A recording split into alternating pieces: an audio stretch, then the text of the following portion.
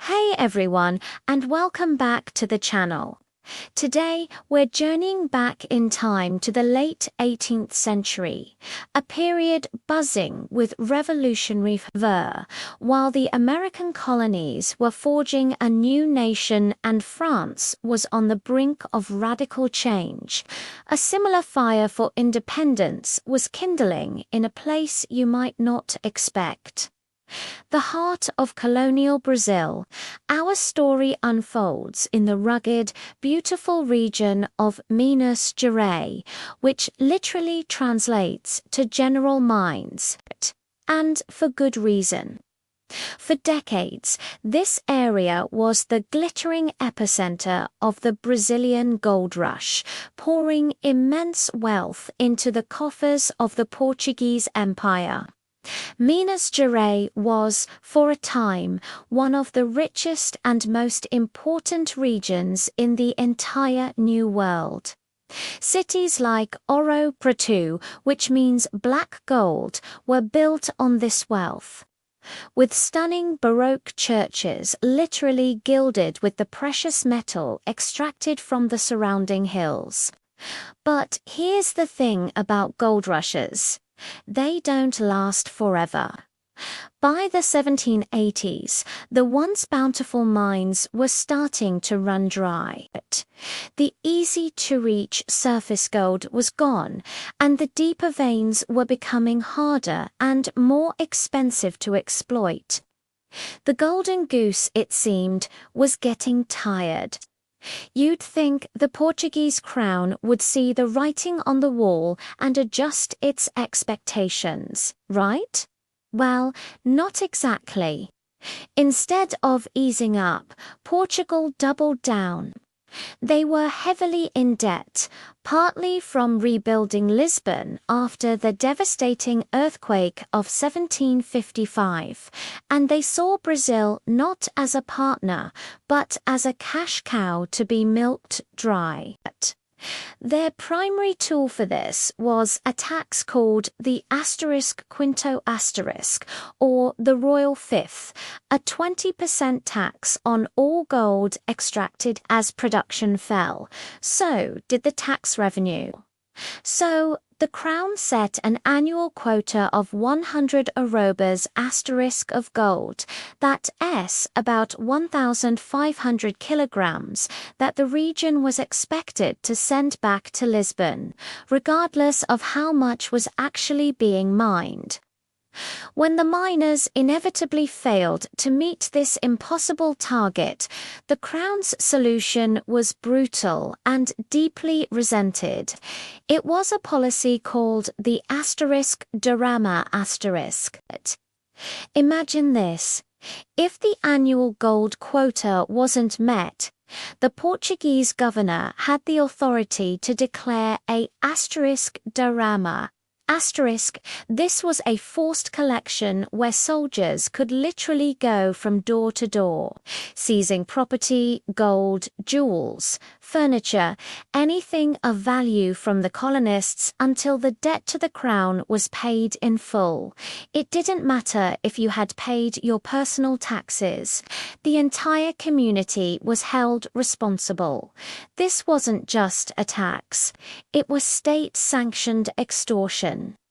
As you can imagine, this created a climate of fear and intense anger. The people of Minas Gerais felt squeezed. They were the ones doing the hard work, facing the dangers of mining, and building a society in the wilderness, only to see their wealth siphoned off to a distant empire that seemed to care little for their well-being. The resentment wasn't just among the poor, it was especially strong among the local elite. This group included wealthy miners, landowners, military officers, priests, and intellectuals. Many of them had been educated at the University of Coimbra in Portugal, where they had absorbed the radical new ideas sweeping across Europe. They were reading Voltaire, Rousseau, and John Locke.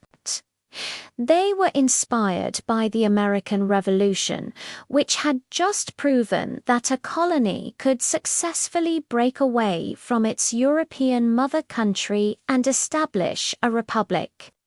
They saw the United States as a medulla land of liberty and self-governance, and they started to ask themselves a dangerous question: if the Americans could do it, why couldn't they? These whispers of rebellion soon grew into a secret conspiracy. This group of influential men began meeting in secret, plotting to overthrow Portuguese rule and declare Minas Gerais an independent republic. They dreamed of a new nation, with its own flag, its own university, and its own constitution. Their plan was to launch the rebellion on the very day the next drama was scheduled to be announced, using the people's predictable outrage as the spark to ignite the revolution. Among these conspirators was a man who would become the face of the movement, though he was neither the wealthiest nor the most powerful. His name was Joaquim José da Silva Xavier. He was a man of many trades, a merchant, a miner, and a military officer, but he was best known for one of his side professions, which earned him a memorable nickname. He was a skilled, self-taught dentist, and people called him Tiradentes, literally, the tooth puller. Tiradentes was different from the other conspirators. While many of them were wealthy elites concerned with their economic fortunes, Tiradentes was a passionate idealist. He was a charismatic speaker traveling throughout the region, openly advocating for independence. He was the movement's most vocal and public proponent, a true believer in the cause of a free Brazil. He spoke of liberty not just as an economic necessity, but as a moral right. This passion, however, would also make him the primary target when the conspiracy began to unravel. Every great conspiracy has a weak link, and the Inconfidência Mineira was no exception. The plot was betrayed from within. One of the conspirators, a man named Joaquim Silva dos Reis, was deeply in debt to the Portuguese crown. Seeing a way out, he went to the royal governor and revealed the entire plot in exchange for having his debts forgiven. He named names. He detailed the plans. He sold out the revolution for personal gain. The crackdown was swift and absolute. The governor suspended the planned drama to avoid a public uprising, and then, one by one, the conspirators were arrested.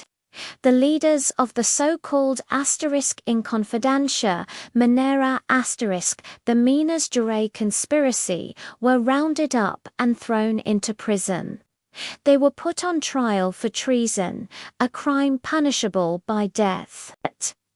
The trial lasted for almost 3 years.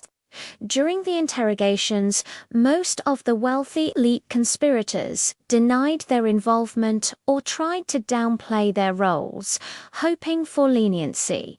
But not Tiradentes alone among them. He proudly took full responsibility for leading the movement. He stood before his accusers and passionately defended his dream of an independent Brazil. He refused to betray his comrades or his ideals. In the end, the court sentenced 11 of the leaders to death.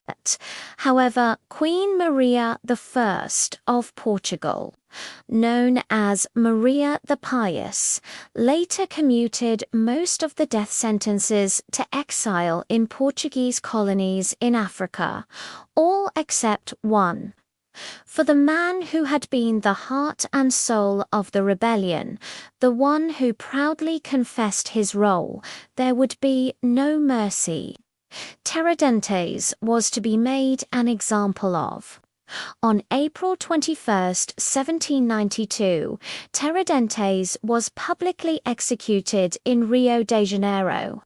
It was a gruesome spectacle designed to terrorize anyone who might harbor similar revolutionary thoughts.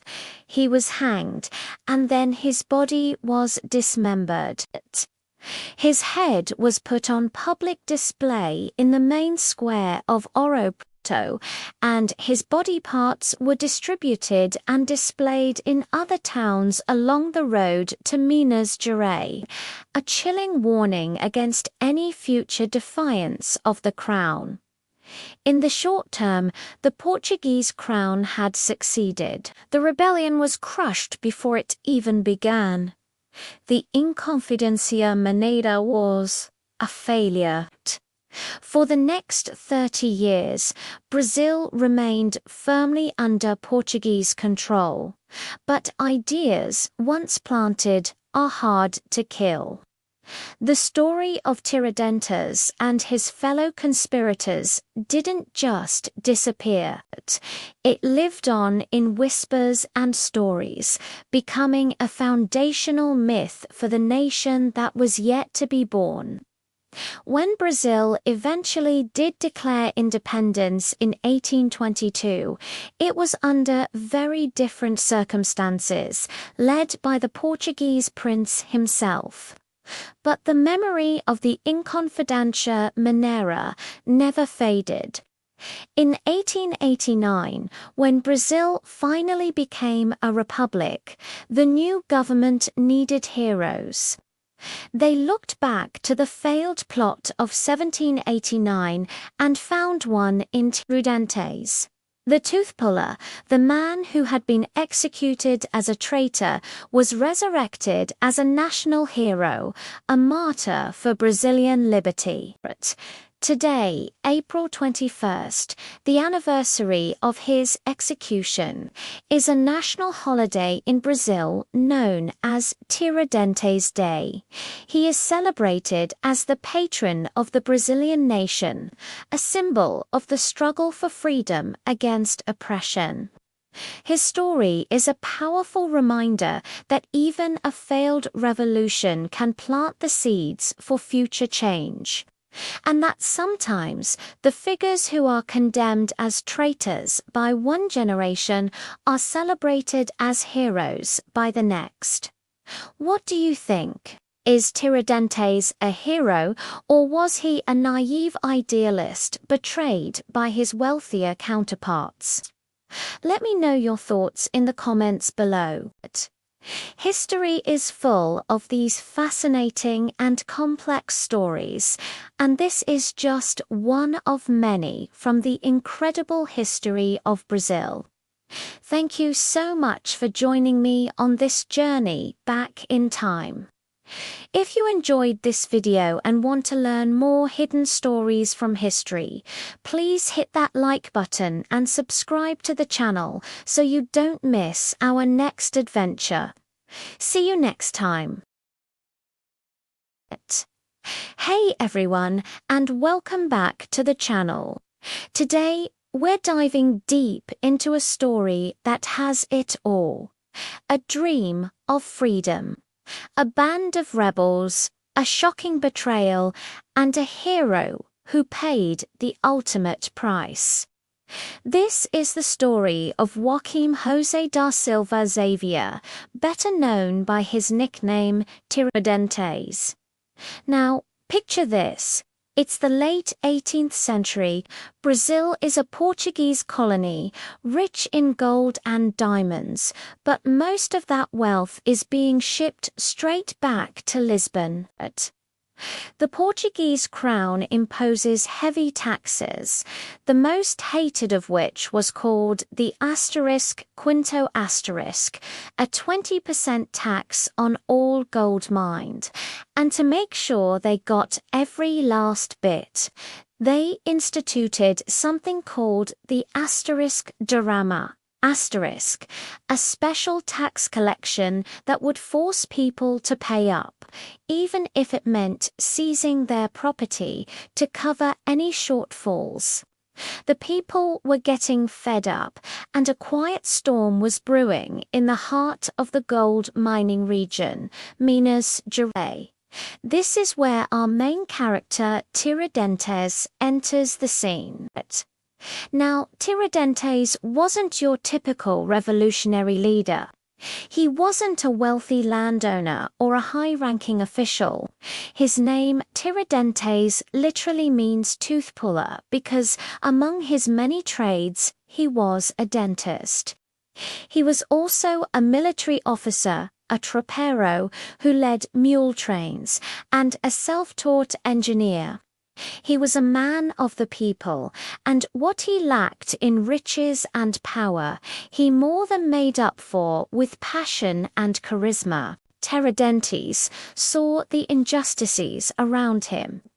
He saw the wealth of his homeland being drained away, and he saw his people suffering under the weight of Portuguese rule, and he started to dream. He dreamed of a Brazil that was free, an independent republic with its own government and its own capital. He was a visionary. He even designed a flag for this new nation he imagined. It was a white flag with a green triangle in the center, and on it a Latin motto, Libertas quae serat tamen. It means freedom, even if late. That powerful phrase captured the deep yearning for liberty that was growing in the hearts of many. Tiradentes wasn't alone in this dream. He found kindred spirits among the intellectual and economic elite of Minas Gerais, priests, military officers, and wealthy miners. These men, who would later be known as the asterisk Inconfidência asterisk, were well-read and inspired by the Enlightenment ideals sweeping through Europe and, most importantly, by the recent success of the American Revolution. They saw what the American colonies had done, throwing off the yoke of a European power, and thought, why not us? They began to meet in secret, huddled in the back rooms of homes and shops in the city of Velarica, which is today the beautiful historic town of Ouro Preto. They whispered plans, debated constitutions, and fueled each other's revolutionary fire. Tiradentes, with his passionate speeches and unwavering conviction, became the group's most outspoken advocate. He was the spark plug, the one who traveled from town to town, spreading the revolutionary gospel and recruiting more people to their cause. Their plan was precise. They would wait for the day the governor announced the next asterisk dirama asterisk. They knew this announcement would spark widespread outrage and riots among the populace, and in that chaos they would strike. They planned to seize control, arrest the governor, and declare the independent Republic of Brazil. It was a bold, audacious plan, and everything was falling into place. The tension was palpable. The air in Minas Gerais was thick with anticipation. The revolution was just around the corner. But history, as we know, is full of tragic turns. As the asterisk Inconfidentes asterisk finalized their plans, waiting for the signal to rise up, a shadow of betrayal fell over them. One of their own, Ama named Joaquim Silva dos Reis, was deeply in debt to the Portuguese crown. Seeing a chance to save his own skin and clear his debts, he made a decision that would change the course of Brazilian history. He went to the authorities. He revealed everything: the names, the places, the plans, every secret whispered in those clandestine meetings. In exchange for a pardon for his debts and a financial reward, he sold out his friends and their dream of freedom. The Portuguese authorities acted swiftly and silently. Before the Inconfidência could even hear the announcement of the drama, the trap was sprung. The rebellion was crushed before it even began. One by one, the conspirators were arrested. Tiradentes himself was captured in Rio de Janeiro, where he had been trying to gather more support for the movement. The arrests sent a shockwave through the colony. The dream was over. What followed was a long, drawn-out trial that lasted nearly 3 years. The conspirators were interrogated, imprisoned, and put on trial in Rio de Janeiro. The process was a spectacle designed to make an example of them. Most of the conspirators were from wealthy, influential families. They used their connections and resources to argue their cases. In the end, many of them managed to have their death sentences commuted to exile in Portuguese colonies in Africa. They were punished, but they were allowed to live. But not Tiradentes. The authorities needed a scapegoat. They needed someone to bear the full weight of the crown's wrath. They needed a symbol to terrify anyone who might dare to dream of independence again. And they chose Tiradentes. Why him? Because he wasn't rich. He wasn't powerful. He had no influential family to plead his case. But more than that, during the trial, he took full responsibility. While others tried to downplay their roles, Tiradentes stood tall. He proudly confessed his leadership in the movement and his unwavering belief in a free Brazil. He became the face of the rebellion, and for that, he would pay the ultimate price. On April 21, 1792, the day came. Tiradentes was led through the streets of Rio de Janeiro to the gallows in a public square. The event was orchestrated to be a brutal spectacle of power. He was publicly executed. But the horror didn't end there. In a gruesome display meant to stamp out any lingering embers of rebellion, his body was quartered.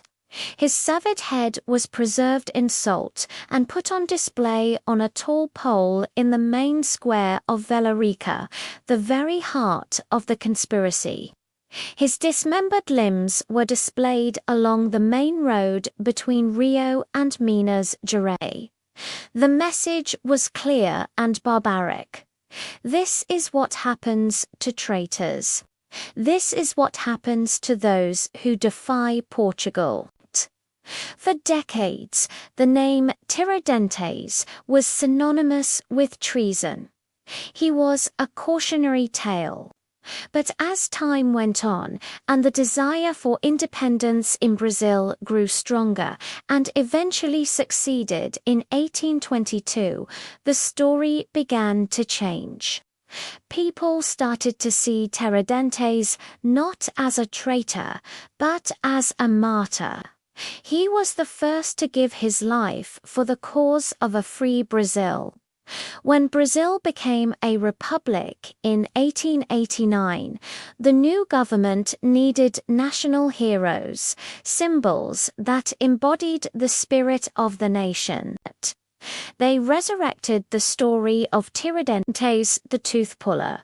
The man of the people who was executed for his dream was transformed into the ultimate Brazilian hero. The day of his execution, April 21st, was declared a national holiday. His image was recreated to look like Jesus Christ with a beard and long hair to emphasize his martyrdom. The man who was once a symbol of failure became the ultimate symbol of patriotism and sacrifice. So, the next time you hear the name Tiradentes, remember the whole story. Remember the passionate man who dared to dream of freedom, the betrayal that crushed his rebellion, and the horrific price he paid. But also remember how his legacy was reclaimed, transforming him from a scapegoat into the patron of the Brazilian nation, a powerful reminder that a dream of freedom, even if it comes late, can never truly be extinguished. Thanks so much for watching. If you found this story as fascinating as I do, please hit that like button. And don't forget to subscribe and ring the bell so you won't miss our next journey into history. See you in the next video. Ever wonder how a failed rebellion and a man forgotten by his time could become the very symbol of a nation's freedom? This is the incredible, true story of how a dentist from a small town in Brazil became an immortal hero. Our story begins in the 18th century in the heart of colonial Brazil, a land overflowing with gold, diamonds, and untold riches. All of this wealth, however, wasn't for the people who lived and worked there. It was shipped across the Atlantic to fatten the coffers of the Portuguese crown. The colony was groaning under the weight of heavy taxes, especially the infamous quinto, a 20% tax on all gold mined. And if the annual quota wasn't met, the crown would enforce the dreaded dirama, a forced collection of gold and goods from everyone, rich or poor, to make up the difference. In the mountainous region of Minas Gerais, the heart of the gold rush, resentment was simmering. The people were tired of being exploited, tired of seeing their homeland's wealth being drained away. It was in this charged atmosphere that a group of intellectuals, poets, military officers, and priests began to meet in secret. They were inspired by the winds of change blowing from North America, by the success of the American Revolution. They dared to dream of a Brazil that was free, a republic independent from Portugal. This secret movement became known as the Inconfidência Mineira. Among these conspirators was a man named Joaquim José da Silva Xavier. He wasn't a wealthy poet or a high-ranking officer. He was a man of many trades, but he was best known for one. He was a dentist, or as they called him back then, a Tiradentes, which literally means tooth puller. Tiradentes was not the richest or the most educated of the group, but he was by far the most passionate.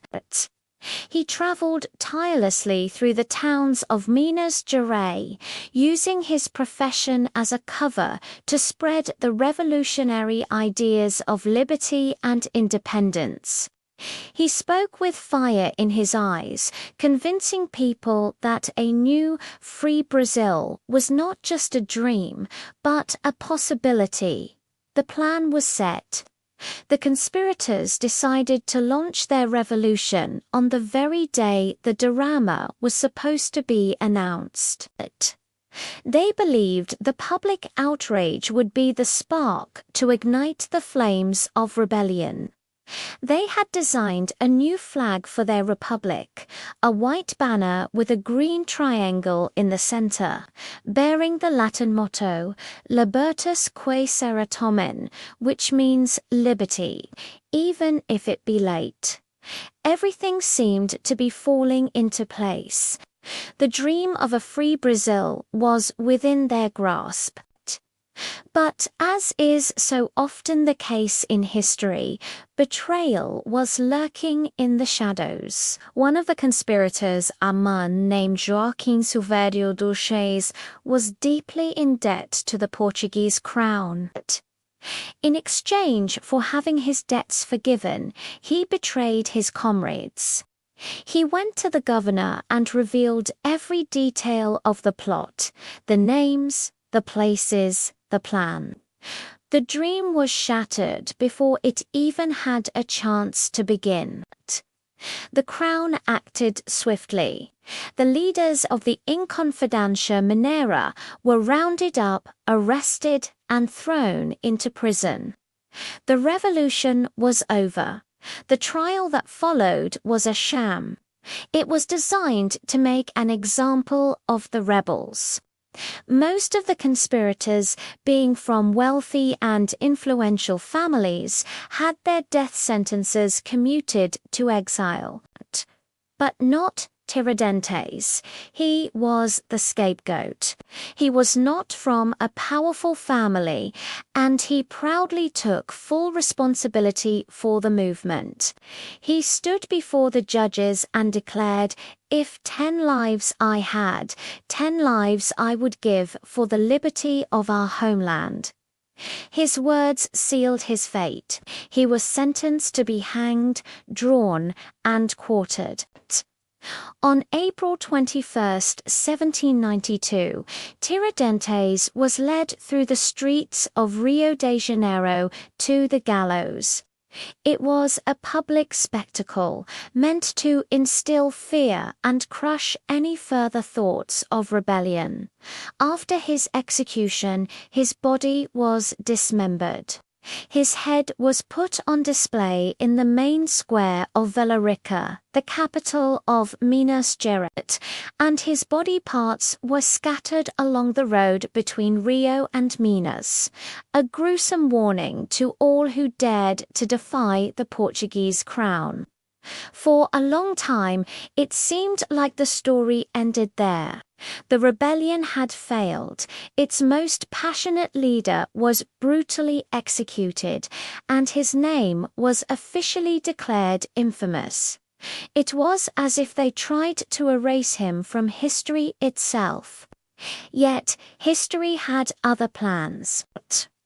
For decades, the story of Tiradentes and the Inconfidência Mineira was whispered in secret. A forbidden tale of courage and sacrifice. But an idea, once planted, is a powerful thing. As the years went by, the desire for independence in Brazil only grew stronger. The memory of the failed rebellion and its martyred leader didn't fade away, it became a legend. Decades later, Tiradentes was resurrected. Not in body, but in spirit. He became a national hero, symbol of liberty, courage, and resistance against oppression. His ideas lived on and inspired the new movements that eventually led to Brazil's independence in 1822, when the son of the Portuguese king himself declared Brazil an independent empire, and later when Brazil became a republic in 1889. The revolutionaries looked back to Tiradentes as their founding father, their ultimate inspiration. The date of his execution, April 21st, was declared a national holiday.